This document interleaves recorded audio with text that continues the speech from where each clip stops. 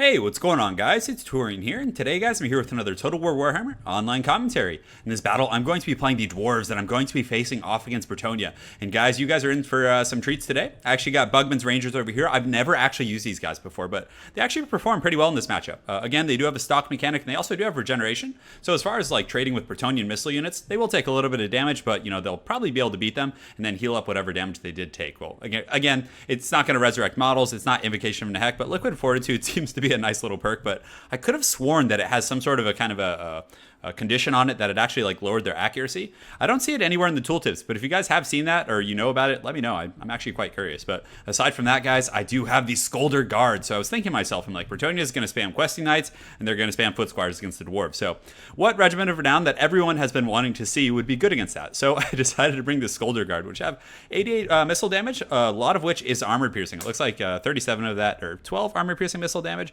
Explosive base damage is 37, so definitely a lot of text there, but a very, very solid unit against like foot squires and questing knights if you can keep them protected. Granted, that's very, very tough against Bretonnian cav. So aside from that, when you're playing against Bretonnia, like I mentioned before, they're just going to be bringing foot squires. Again, they do have 70 armor, so it's very, very important that you have armor piercing in the front line. So Longbeards with great weapons are probably your best bet. You can also go wide with miners and then use Thorgrim, because again, his book does provide 12 melee attack. Let's go ahead and zoom in here. The Great Book of Grudges does provide 12 melee attack, and when the High King does proc, which it can often in this matchup, he's going to give an additional 12% weapon damage, also another 8 melee attack, and immunity to psychology, which does matter against like King Lewin and units like that. So very, very good stuff here, but you can go wide, but I decided to go with Longbeards in the front line. I do have a group of miners in the front, or excuse me, in the flank over here, in the back, and then the other flank on this side. On top of that, I do have Althar's Raiders right here, who are quite beastly. These guys are a very, very good pick against Bretonnia. Not only do they have armor-piercing melee attack, so if they do get caught by foot squires or questing knights, they can put up a bit of a fight, but they also have very, very good ranged missile damage, and they also have the Marked by Althar ability, which gives negative 22% missile resistance, negative 30 armor, and it also, subdues missile parry, which is quite good. In the back, I do have the Dragonback Slayers and the Goblobber. So that kind of wraps it up for my whole army. And for my opponent over here, he actually does have a questing knights over here. So 2 groups of questing knights. He actually did bring 1 group of, I think, Grail Knights somewhere. So Grail Guardians, excuse me. So bit of an odd pick against the Dwarves, as they do magic damage and probably would be just better suited to bring, another group of questing knights. But regardless, these guys do have 58 melee defense compared to the 36 of the questing knights. So what he might end up doing is like slamming these guys in first and then following up the questing knights so that the questing knights don't take as much shock damage. They also have 120 armor. So against like Slayers or other units that I would typically use in the back, like as defense, they're going to fare a little bit better. So bit of an interesting pick there. For the rest of his army, it's very kind of standard protocol over here. It looks like he does have a whole front line of foot squires. So, this is probably one of the more cost-effective routes against the dwarves, because foot squires, I think head-to-head actually do beat Longbeards with great weapons. But again, with High King Thorgrim and a Runesmith, it's going to even out the fight quite a bit more. But you can see the Goblobber coming in here. It's kind of like 3 factions are participating in this battle, but you can see it's made some good contact here. But all foot squires across the front line with the Grail Reliquae. He does have the Fey Enchantress, which isn't a bad choice. The Fey Mortis Engine effect with the negative 8 melee attack will definitely help to counteract High King Thorgrim's abilities. He does have some Peasant Bowmen in the back line as well. 1 group of Pox Arrows, some Peasant Mobs in the back, and some Battle Pilgrims as well. So maybe he's looking to get those Battle Pilgrims on top of my Slayers. But without further ado, let's get right down to the business and have some fun.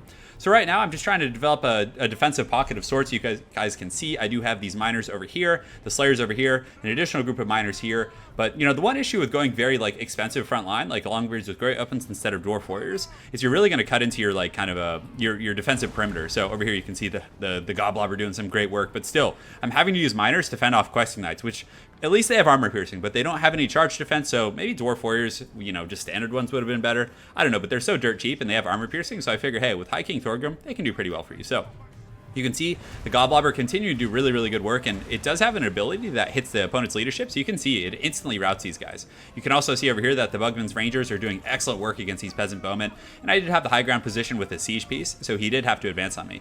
So unfortunately, my SKOLDER Guard, it has incredibly short range. Like, it just barely reached, right in front of this front line. So I unfortunately did get obstructed a little bit here, so I wasn't able to get in on that initial volley, which was a bit of a bummer. So in the back line, he's continuing to pepper away, but as you can see, something I want to wanted to show you guys before the fighting really gets started. So the Skolder Guard actually have physical resist. So I didn't know that before, but on top of having 120 armor, they also have a 20% physical resist, which is incredibly strong. So just something to note there. But in the front line, you can see the Longbeards are going to kind of collapse down the hill and charge into these foot squires, which is going to be a decent little situation for me. I mean, they do have pretty good armor piercing, and of course High King Thorgrim is nearby. So in the front line, the dwarves are collapsing, and you can see High King Thorgrim waving his axe around in the back. He's definitely going to get in here, and he hits like a truck himself. I mean, he's a very, very good melee combatant. And what's nice about High King Thorgrim in this matchup is he's not going to get like knocked over by cycle charging. He'll stand and fight. Granted, the downside of that is he's going to take the full damage from those charges. So over here in the back, you can see my Ulthar's Raiders throwing some decent little axes in the front line, and you can see this Grudge Thrower just absolutely routing these Peasant Bowmen, just putting them down, and then the Bugman's Rangers just dumpster those Peasant Bowmen on top of that. So pretty good situation. Unfortunately, he does charge in with some of these questing knights, gets a little bit of a good engagement here on these miners, and he's basically just going to ride through and just do as he pleases, because these guys are extremely tanky, and even though the miners, like, they only have 18 melee attack, so even though they have armor piercing, is what I was going to say, they can't really get through the heavy armor of these guys. Over here on the far side, you can see these knights are, at least the miners are kind of blocking them up, and they probably will kill at least a few models. You can see on the far side, the Dragback Slayers are chasing off those questing knights, and over here on the far side, my opponent is also charging in. So he's collapsing from all sides, and like I mentioned before, these aren't really good defensive perimeter units. I mean, they're not bad at it per se, but still, they're not going to be able to fend off questing knights who have heavy armor piercing damage at 46. So he's just charging in here, having kind of free range of my Ulthar's Raiders, which is a very, very tough situation, because this is one of my best armor piercing units that I had to deal with the Cav. So he gets in there pretty easily, but thankfully I did keep the Grumbling Guard and Auxiliary. And these guys, unlike the regular Longbeards with great weapons, they actually don't have the charge defense against large, which is a bit of a bummer, but still, they'll be able to do some pretty good damage. And you can see the questing knights here getting taken down. They're kind of getting wrapped up by miners. And on that same time, I am pulling back my Bugman's Rangers. Ideally, you want to get them back here. So once the fighting starts with the Dwarves, one of the most important things is to just redevelop your firing line, because you're always going to get collapsed on it first. So you're going to take a bit of shock damage, then you restabilize, get your firing line back online, and that's when you really start to reap the benefit of all of those type of units. So in the back, you can see these questing knights are down to 31 models. They took some serious damage from these miners. So, I mean, only 5 kills here, but they were assisted by the Grumbling Guard and some of those other units. You can see my opponent is collapsing in the front line, but you can see High King Thorgrim over here is just going deep on this Fey Enchantress, just kind of slapping around with his hammer, doing some pretty good stuff. Looks like he knocked over one of his fellow Dawi here, which is a bit unfortunate. But the Fey Enchantress, definitely with only 15 armor against High King Thorgrim's 450, she's going to take a ton of damage, and you can see it's definitely going down. And these Grail Guardians, they don't really have good armor piercing, and High King Thorgrim also has 120 armor, which is very, very good. So the frontline engagement isn't going terribly. Unfortunately, I did have to pull some Dragonback Slayers into the front line to kind of plug things up a little bit, but they're doing a pretty good job in here, just fighting tooth and nail against these guys. And, they are a regiment of renown. Not all of that guy just got decapitated, but they actually do rout off these foot squires. So that was a very good turning of the tide here. They're able to kind of push these guys back, and actually they didn't get routed, but it looks like my opponent just kind of moved them back. So over here on the far side, you can see the Skolder Guard just shooting in here, doing some pretty good damage, but unfortunately they are not going to get Last Samurai, and the Skolder Guard are just going to get absolutely rode over there, which is just brutal. But they're a very tough unit to protect against Bretonnia. But still, they're resolute. They still got 17 models. They're like, hey, no problem, guys. We're going to get back up and start shooting again, because the Slayers and the Grumbling Guard were, pretty hot on their defense there, which was a pretty decent little outcome. My opponent does have his missiles coming back. You can see 2 groups of Peasant Bowmen are going to kind of start raining fire on the Slayers, which is definitely their best choice. And I'm just trying to get these Skolder Guard back in position, but I was able to break these Questing Knights here. He also has 1 group of Questing Knights here with 24 models. And on the far side, let's see, does he have any other Cav left? For the most part, a lot of his Cav have been shut offline. You can see the Skolder Guard are now getting a firing line, and they're just tearing apart those Cav. Even though it says in their tooltip they're meant for anti-infantry, you can see they're just blasting these knights down just with their steam cannons. It's very, very heavy armor piercing, so pretty good utility out of these guys. They're going to do great against the foot squires. They're going to do really, really well against the questing knights, and you can see they're just melting these guys as they try and retreat, taking them down to 17 models, and the Dragonback Slayers are, of course, hot in pursuit. So as far as kind of the overall summary of things, my opponent does have a group of Battle Pilgrims coming in the flank, and they'll do very well against the Bugman's Rangers, which is a bit of an issue. So these guys are definitely going to scurry, but take a look at their HP. They have pretty good regeneration here, so they're going to be able to get away. Still having 27 models, but it looks like they are going kind of tooth and nail against some of these peasants here. So these guys aren't pushovers in melee. They actually have, let's see, what are their melee stats? Let me make sure to get this right for you guys. Come on, zoom up here, and it looks like they actually have 31 melee defense. Their melee attack is somewhat low, but they do have very high melee defense. So these peasants with only 18 melee attack definitely will struggle to kind of take these guys down. So over here, some of these Slayers, I did have to pull them into melee to kind of intercept these Battle Pilgrims. So this is just a very atrocious fight here. Both of them are low armor, high DPS units, and I'm getting slammed into the back with some of these questing knights here. The Skolder Guard should be somewhere nearby. I can't remember where they scurried off to, but it looks like they actually did take that charge. So right now I'm just trying to reposition these guys and have them help out. But the Slayers, Dragonback Slayers, I kind of like to just go with regular Slayers just to kind of save the money, but in this game, I was very, very happy I got the Regiment of Renown. It ended up working out quite well. So over here in the front, you can see High King Thorgrim still just going deep over here on these guys, just fighting these Grail Guardians. He does have the support of his Grumbling Guard, who are all fresh, and High King Thorgrim is also fresh based on that, which is quite nice. But my opponent is getting some pretty good crossfire over here. Unfortunately, the Runesmith, he probably should have stopped over here, but he is chasing off some of the Foot Squires, and he's racked up 42 kills himself. But these Grumbling Guards should be able to make pretty short work of these Grail Guardians, especially considering they have 50 melee attack. You can see the Skolder Guard have actually set up on the hill, and they're just kind of teeing off on some of these guys, which is great. Definitely performing pretty well for me. They didn't get the most kills, but the kills they did get were pretty good against like armored units, and you can see they're just blasting these guys with their steam cannons.